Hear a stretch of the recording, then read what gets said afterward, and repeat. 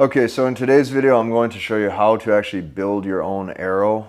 This is a 300 spine arrow. I really do believe that as an archer, you should get in the habit of building your own arrows, because truthfully, what I've realized over the years is the better you get at working on your own equipment, the smoother your archery journey goes.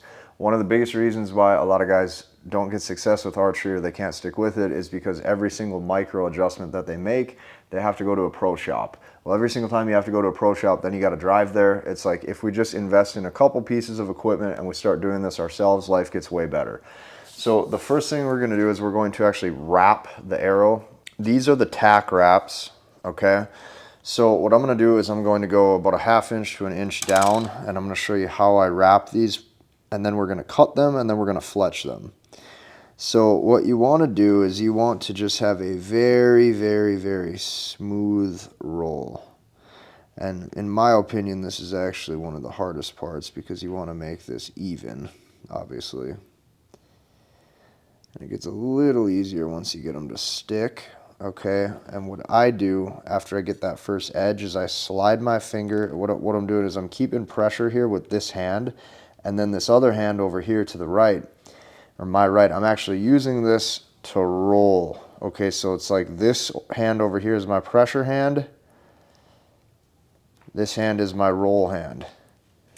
And what this is doing is this is getting a nice even wrap. Now what I'm going to do here, as soon as I see this lip come up, or this edge, I'm going to start to press this down. Okay, and then I go right back to the process. So I'm using this for pressure, and now we're going to roll.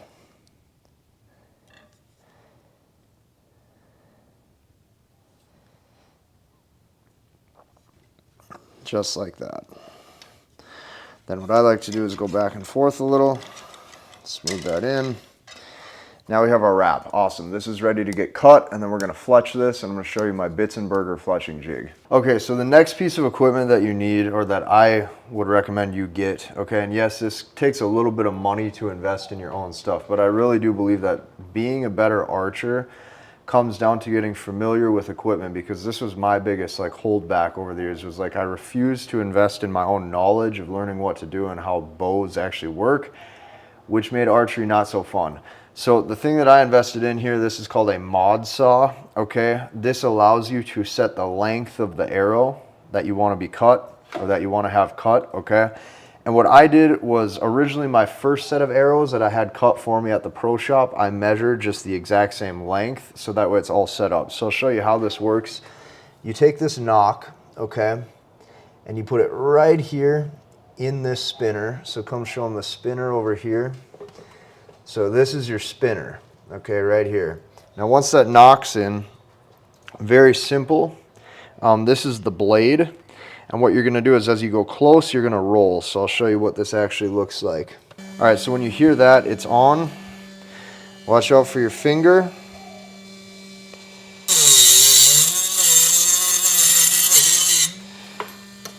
Just like that. And now you have a perfect cut. So this is how you can cut arrows right at your house. It's that quick, it's that smooth. Then what I do, or what it comes with, is this little sander back here. So you put this right here to the tip of the sander to kind of smooth it in. This sander gets all the pieces of carbon smoothed down, back and forth. And now this arrow is ready to be fletched. Okay, what you're looking at here, this is the bitzenburger. This is for fletching your own arrows. Came with some glue, and then it came with some adhesive spray, which I haven't really used a whole lot. I've been sticking to just the glue. This thing does have a bit of a learning curve, I'm not going to lie. Like for me, I know that this is considered a really good fletching jig, but I actually find it kind of difficult to get the alignment really good with this magnet, because this magnet sits and then you press the fletch into the arrow.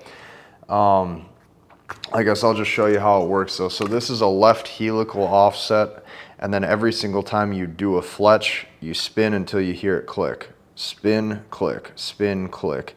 I'm doing a 3 fletch, so we'll just kind of start and I'll show you what this looks like. So you're going to put the knock into the actual spot back here. You're going to be able to feel it click. Yep.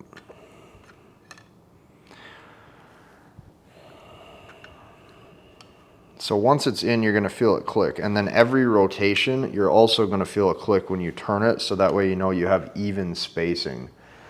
So the vanes that we're shooting is these alpha vanes. I'm a big fan of these. I just picked these up a couple weeks ago.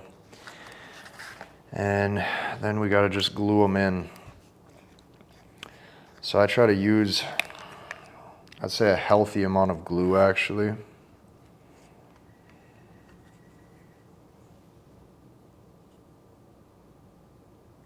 Actually, here, I'll show you how I typically do this. So I actually have a mark on mine. This is where I want the back of the fletch, or this is where I want the back of that fletching to start. So that's the line I use every time. It's important to mark your own equipment so you know that starting point. Then you lock it in, and you can see the twist in the metal. So this is just a slight left helical. Okay. And you're going to see how this works. Once you glue it in, you got to align and press. So I'll show you what that actually looks like. So we get out our glue.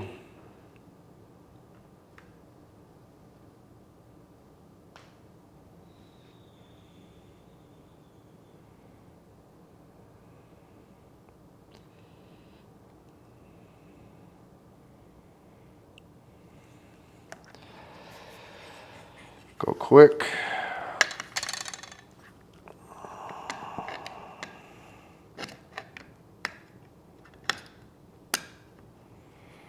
Press and hold.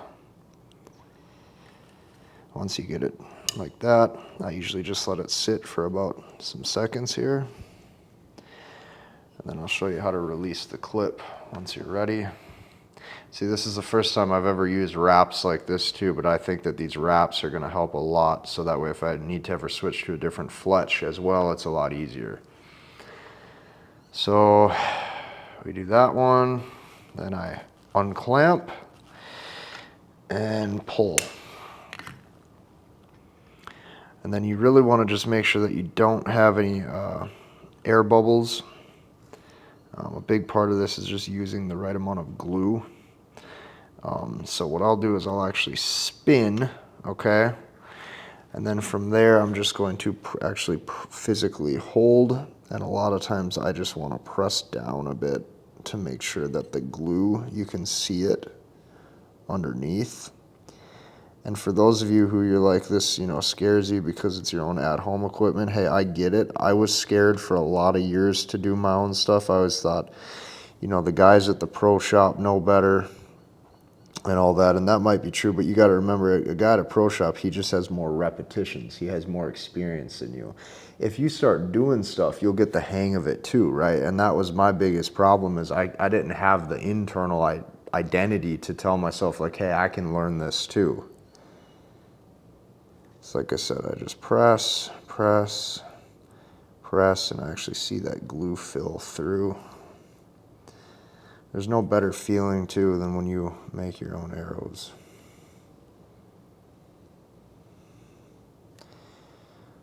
And I'm pressing all the air bubbles out, and I'm actually watching that glue fill through those air bubbles. Hey, everybody does this differently. There might be guys in the comments where you say, that's not good, that's not how I do it. I haven't lost a fletch yet, okay? So this way has been working for me. So there, we have glue in every spot. We have a good wrap.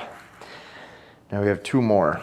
So this part I'm just going to do, and I'm going to just, for this part I'm probably going to speed up the video so you can just see the whole process, and then at the end I'll show you what it looks like, and we'll glue in our tips. Alright, so this is our last fletch. Try to get this real good.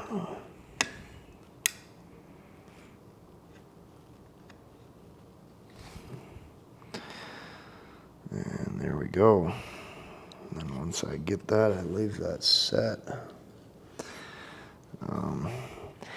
And with this one, I'm actually going to just push down a little bit with the fletch on first before I use my fingers to not realign, but just align a little bit. And if you get a little glue on the sides, I mean, you can wipe, or you just take into consideration, right, like extra glue might affect the weight of your arrow a little, right? But you know, this thing is solid metal. You know, you can be pretty sturdy with it.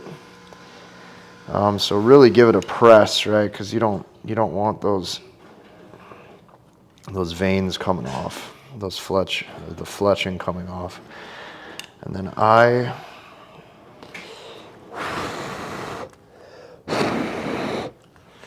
doing anything I can to just get them to glue a little quicker and pull.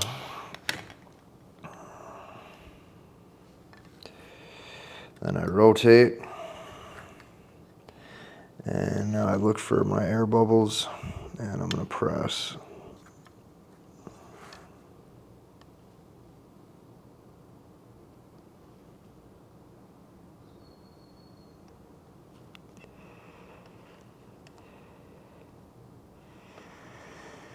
And see, if I did have one complaint about the fletching jig, I'm not saying it's a bad one, right? I know this is a very popular one. I'm just saying, like, I personally believe that if I've fletched all these arrows with it and I'm still at the point where I'm needing to apply my own finger pressure with the glue, something about that doesn't quite sit right with me, right? Like, I would like to get enough pressure physically with the device. The only problem is as you're pressing, you're also going against this magnet.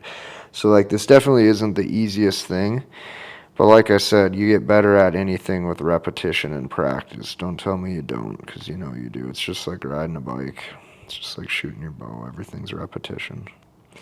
So you press, press, press, and I'm just looking for air bubbles. You'll be able to see the air bubbles with the glue. You'll be able to see where the glue hasn't came up underneath yet. And that's what I do, and that's why I also have not lost a vein, or I haven't lost a fletch yet, is because I do this to all of them. Okay, so awesome. You got your veins set. I haven't needed this spray that it comes with. I've been just doing this myself.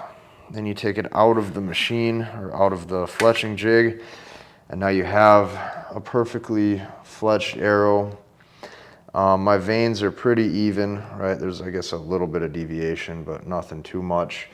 And now I'll show you how to actually glue in the end. Okay, so now the last step is just gluing in the ends, or the receivers. I don't know the formal name for this, but this is where you actually screw in your field point or your broadhead.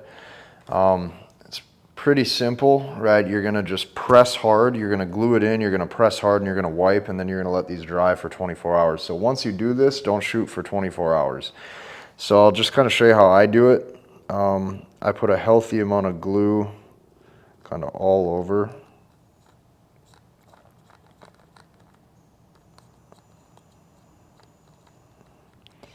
Really try to give it a good coat.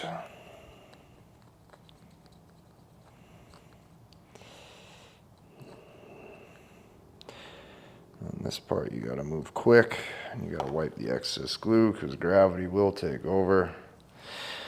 You're going to put it in, and you're going to press. Push, push, push, push, push, push, push, push, push. And then you're going to wipe the excess glue, and you're going to give it a little twist. So you're going to actually twist that end cap, or that receiver.